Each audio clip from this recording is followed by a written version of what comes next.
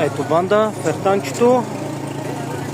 Моят човек каза 24 часа трябва да застане. Колкото можах изчистих, намазах.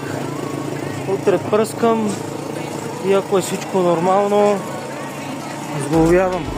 Абе, нещо правим обаче и най-тъпото е, че има само къси. Дългите то не свети и да се чуди човек защо.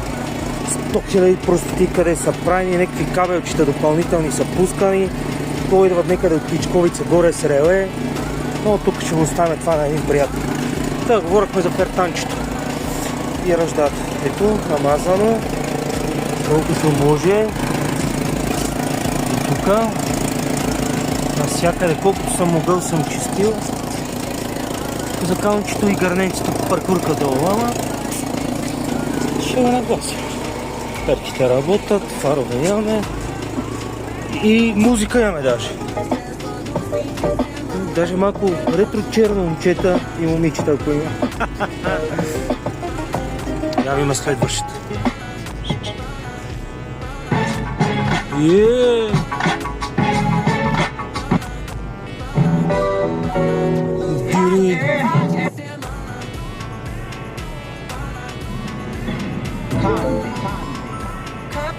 Ужас. Just make it clap. Just make it clap. Just make it clap. Как иде музика? Важното, че имаме. Това ще го обработвам след като сглоба и ще намажаме с фертанта. Сам същата работа. Ох, хайде оставаме. Със здраве всички.